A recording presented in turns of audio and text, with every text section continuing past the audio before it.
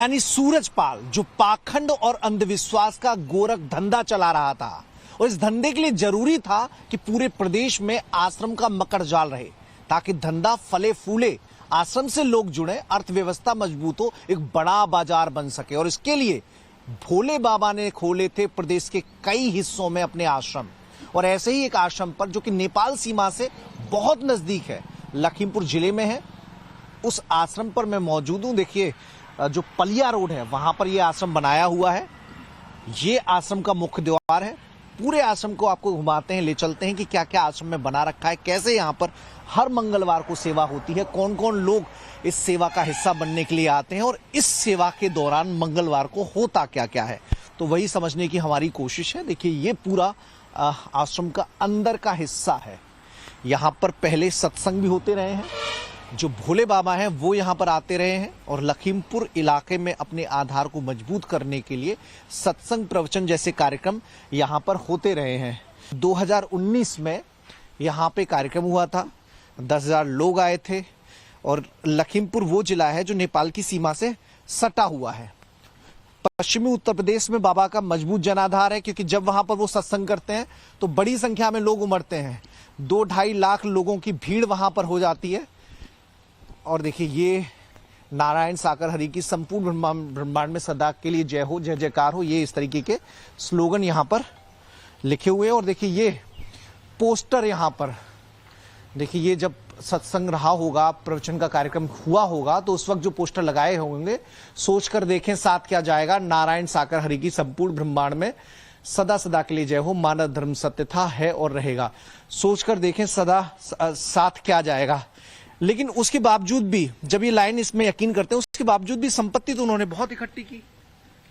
मुझे नहीं लगता किसी प्रकार की कोई भी संपत्ति उनके पास है या उन्होंने इकट्ठी की है। ट्रस्ट के नाम है जो भी चीज है वो उनके उन्होंने अपना अपनी भी तो संपत्ति सारी ट्रस्ट के ही नाम कर दी है। ट्रस्ट में वो भी शामिल है, उनकी पत्नी भी नहीं है। ना उनमें उनका नाम पटियाली में जो ट्रस्ट रजिस्टर्ड है उसमें वो जब रजिस्ट्री कराने आए थे तो वो खुद मौजूद थे। वो मौजूद उनका नाम है ट्रस्ट में, उन्होंने दस्तावेजों में नाम, उन्होंने सब अपना सारी चीजें सरेंडर की है, इसलिए वो आए होंगे। ना तो मेरे को नहीं लगता कि किसी भी प्रकार का तो दस्तावेज है। नहीं, उनको नाम अपना कुछ नहीं कराया है, वो तो वहाँ पर ट्रस्ट के नाम दिया है, ट्रस्ट के नाम दिया है, लेकिन ट्रस्ट के बतौर सदस्य वो भी जुड़े नहीं जुड़े। ये तो सर दस्तावेजों में है। अब तो ये आप देख लीजिएगा दस्तावेज, ये तो आ चुके हैं, पब्लिक डोमेन पे है। जांच कमेटी जो जांच करी है मुझे इसके बारे में कोई भी आइडिया भी नहीं है। बाहर नाम लिखा, अगर आपने पटियाली के बाहर देखा होगा तो वहाँ पे उनका नाम नहीं लिखा, तो हमें तो वही पता है क्योंकि हम तो इंटरनल दस्तावेज देख नहीं सकते हैं किसी की पर्सनल प्रॉपर्टी के। आपको जो तस्वीर दिखाई गई उस तस्वीर में बाबा ट्रस्ट के सदस्य नहीं है और प्रॉपर्टी सारी ट्रस्ट की है। जी वहाँ पे जो लिखा हुआ ट्रस्ट बेकायदा पटियाली में लिखा हुआ है, उसमें यही क्या नाम है नोट किया गया कि नहीं है। वहाँ पे 4-5 लोगों के नाम लिखे हैं, उसमें प्रभु का नाम नहीं है। लेकिन हकीकत ये है कि बाबा ट्रस्ट में शामिल है और ट्रस्ट के नाम जो संपत्ति है वो जो जितने उत्तर प्रदेश में जहां जहां जगह बाबा की हैं वहां ट्रस्ट के नाम ये तभी के रखे हुए मुझे लग रहा है। 2019 पहले के ही है, 2019 में जब आए थे तभी का है ये, उसके बाद से तो ये जो स्लोगन है इसके विपरीत बाबा के पास संपत्ति बहुत है। विचार में कहते हैं कि कुछ जाएगा साथ नहीं, यहीं पर रह जाएगा, लेकिन जमीन पर अगर देखेंगे तो बाबा ने ही अपने ट्रस्ट के नाम बहुत सारे आश्रम बना रखे हैं, बहुत सारी संपत्ति उनके पास मौजूद है। उनके जो सेवक हैं, जो उनकी पिंक आर्मी है, जो उनकी वर्दीधारी आर्मी है, वो अंधविश्वास और पाखंड को बढ़ाने में मदद करती है। हालांकि बाबा की ओर से कभी रोक टोक नहीं हुई, जिसके चलते आलम यह है कि उनके आश्रम पर उनके नल से पानी पीने वालों की होड़ मचती है। वो समझते हैं कि इससे वो मेडिकली फिट हो जाएंगे। उनके आश्रम की मिट्टी ले जाने वालों की लंबी लंबी कतारें लगती हैं। उन्हें ये लगता है कि सारी समस्याओं का हल इसी मिट्टी में छिपा है। क्या पर्सन सतदेव सिंह के साथ मनीष यादव, टाइम्स नाउ नव भारत, लखीमपुर। मैं बाय प्रोफेशन कंपनी सेक्रेटरी। अच्छा आप सर, आपका क्या?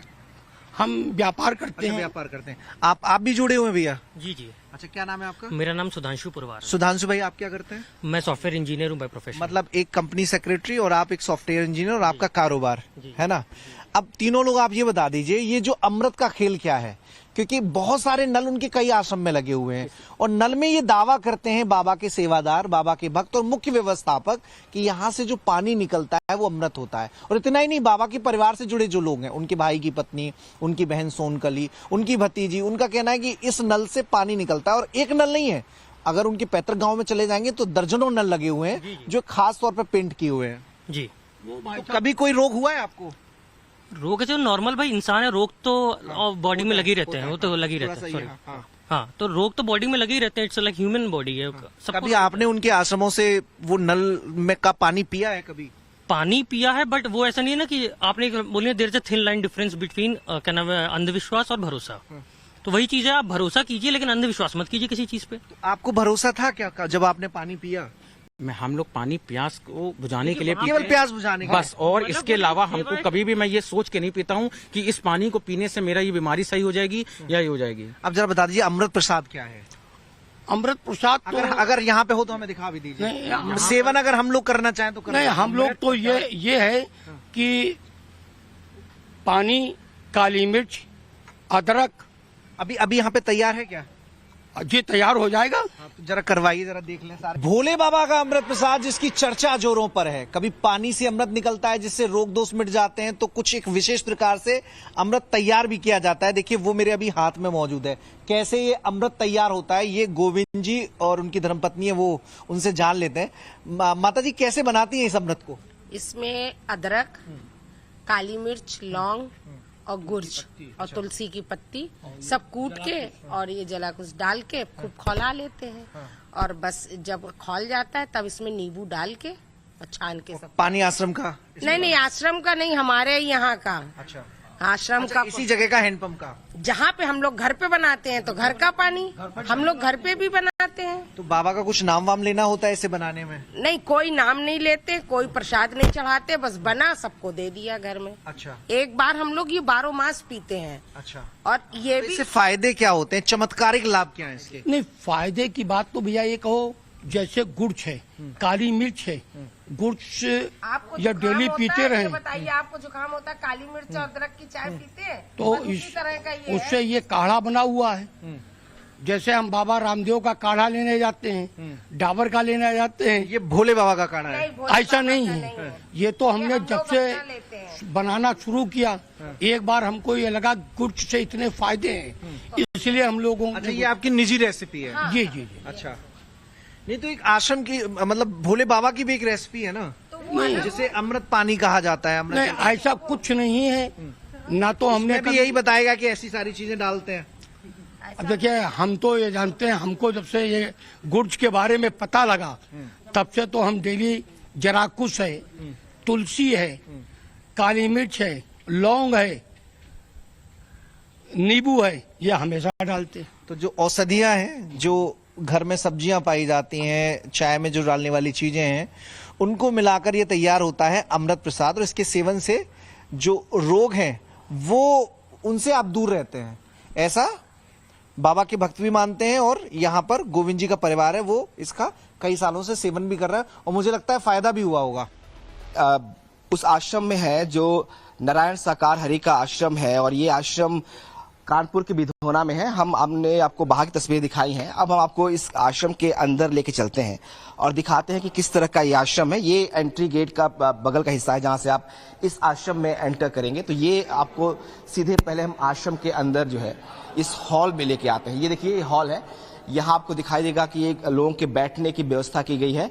इधर आपको दिखाया तो नारायण हरि की तस्वीरें जो है ये यहाँ पे रखी गई हैं, पोस्टर्स लगाए गए यहाँ पे, ये रखे हुए हैं। ये पूरा हॉल है। जैसे आप एंटर करेंगे इस आश्रम में तो बड़े से गेट के बाद आपको हॉल दिखाई देगा। यहाँ पे आपको ऊपर दिखाएं तो किस तरह से सजाया गया है। और ये एक कंसेप्ट है, जितना भी आश्रम आपको दिखाई देगा, इन सभी आश्रमों में ऐसे ही सजावटें जो है वो आपको दिखाई देंगी। इस तरह के ये झूमर लगाए गए हैं। आप देखिए, खूबसूरत झूमर जो है ये लगाए गए हैं। और ये एक अलग ट्रेडिशन है बेसिकली इस आश्रम का। एक बार आपको पीछे लेके चलते हैं और ये दिखाते हैं आपको कि किस तरह से फूल सजावट जो है वो यहाँ के गेटों पे हुई है। इस तरह से इन गेटों को सजाया गया है, फूल लगाए गए हैं। इस तरह की सजावट जो है यहाँ पर आपको इन पूरे आश्रम में आपको दिखाई देगी। तो इस वक्त हम उस हॉल में हैं जो नारायण हरि का है, जिसे भोले बाबा भी कहा जा रहा है, और वो यहाँ पर नहीं है। और इस लिहाज से कुछ लोग यहाँ जरूर पहुंचे हुए हैं, लेकिन आपको दिखाते हैं कि सेवादार बाबा के यहाँ पे मौजूद हैं। ये वो आसन है जिस पर नारायण बैठते हैं, भोले बाबा जो है वो बैठते हैं। जो भक्त है, जो सेवादार है, उनका कहना है कि वो यहाँ पर अभी नहीं आए हैं, लेकिन ये देखिए एक गद्दी जो है वो बनाई गई है, सफेद इस पर तौलिया बिछाया गया है। पीछे नारायण साकार हरि और उनकी पत्नी का जो है वो तस्वीर लगाई गई है यहाँ पे। ये पूरा हिस्सा ऐसा है जहाँ पर किसी और को जाने की कोई भी इजाजत नहीं है। इसके ठीक बगल में आपको एक झूला दिखाते हैं जो नारायण हरि का झूला है, और कहते हैं कि इसी झूले पर नारायण हरि झूला झूलते हैं। तो ये नारायण हरि का झूला आपको दिखा रहे हैं यहाँ पर। ये वो तस्वीरें हैं जो पहली बार आप कैमरे पर देख पा रहे होंगे कि किस तरीके से नारायण हरि के आश्रम में लाया गया है लोगों को, और यहाँ पर तमाम जो लोग हैं वो इस आश्रम में आते हैं और सेवादार जो है वो यहाँ पे करते हैं। ये आप देखिए किस तरह से मार्बल्स लगाए गए हैं, शाइनिंग मार्बल्स है पूरा। ये वो कमरा है जो बगल में जब शिव हरि आते हैं, जब भोले बाबा आते हैं तो वहाँ पे रहते हैं। यहाँ पे गमले सजाए गए हैं चारों तरफ से। ये पूरा जो हिस्सा है हॉल का, इसको बेहतर खूबसूरत बनाने की कोशिश की गई है। करीब 3 से 4 एकड़ में पूरा जो है ये आश्रम फैला हुआ है। हमने आपको बाहर की तस्वीरें दिखाई है, इस वक्त जो है अंदर की वो तस्वीरें दिखा रहे हैं। कहा जाता है कि इसी जगह पर भजन होता है, कीर्तन होता है, और तमाम सेवादार जो आसपास के इलाकों से हैं वो इस आश्रम में यहाँ पर पहुँचते हैं। तो ये वो आश्रम की अंदर की तस्वीरें हैं जो कहा जा रहा था कि बाबा जो है वो यहाँ पर आते तो यहाँ रहते हैं। और एक बार ये देखिए, ये सीढ़ियाँ हैं जिसके जरिए आप जो है ऊपर भी जाते हैं। तो ये तस्वीरें हम आपको दिखा रहे हैं कैसे बाबा शिव हरि जो है इस आश्रम में आते हैं और यहाँ रहते हैं। हालांकि जो सेवादार यहाँ के हैं उनका दावा है कि भोले बाबा यहाँ पे अभी तक नहीं आए। सन 2000 के बाद से ये बनना शुरू हुआ था और यहाँ के सेवादारों ने इसे बनवाया है, लेकिन बाबा अभी तक जो है वो यहाँ पे नहीं आए। जो उनके सेवादार हैं वो यहाँ जरूर रहते हैं, सेवा करते हैं। एक बार फिर आपको इस आश्रम की इस सजावट को दिखाने की कोशिश करते हैं कि कैसा है ये पूरा आश्रम, किस तरह की सजावट है। मैं मैनपुरी के बिछवा इलाके में मौजूद हूँ और मेरे पीछे जो आप ये आश्रम देख रहे हैं, ये आश्रम नारायण साकार हरि बाबा का है। और ये आश्रम कम और रहस्यों से भरा एक महल ज्यादा माना जा सकता है, क्योंकि यहाँ पे लगातार जो है वो तमाम श्रद्धालुओं के आने का तांता लगा रहता है। लेकिन इस पूरे आश्रम में आपको कहीं भी सीसीटीवी देखने को नहीं मिलेगा। ये मैं आपको पहला गेट दिखा रहा हूँ। इस पूरे गेट पर देखिए कहीं भी सीसीटीवी नहीं है, और इसके आगे मैं आपको लेकर के जाता हूं जहां दूसरे पक्ष में मैं आपको दिखाऊंगा पूरे दीवार। इस पूरे दीवार में सुरक्षा के लिहाज से कहीं भी सीसीटीवी कैमरे नहीं लगाए गए, जबकि अमूमन इस तरह के जो काफी सेंसिटिव या फिर काफी जिनको सिक्योरिटी की जरूरत होती है, ऐसे शख्स जो है वो अपने घरों के बाहर सीसीटीवी जरूर लगाते हैं। लेकिन आपको इस पूरे आश्रम के बाहर कहीं भी सीसीटीवी देखने को नहीं मिलेगा। और ये जो आश्रम आप देख रहे हैं, ये नारायण हरि साकार का ये यहाँ पे आवास है, यानी कि वो यहीं रहते हैं, यहीं प्रवास करते हैं, और उनके इस आश्रम में कहीं भी सीसीटीवी कैमरे नहीं लगे हुए हैं। साथ ही साथ आपको बताना चाहूँ कि इस तरह के इनके और भी जहाँ आश्रम है, उस कहीं भी आश्रम में इन्होंने कोई भी इस तरह के सीसीटीवी कैमरे नहीं लगाए हैं, जो एक कहीं ना कहीं बड़ा सवाल उठाता है कि आखिर वो सीसीटीवी से क्यों नहीं लगाया उन्होंने।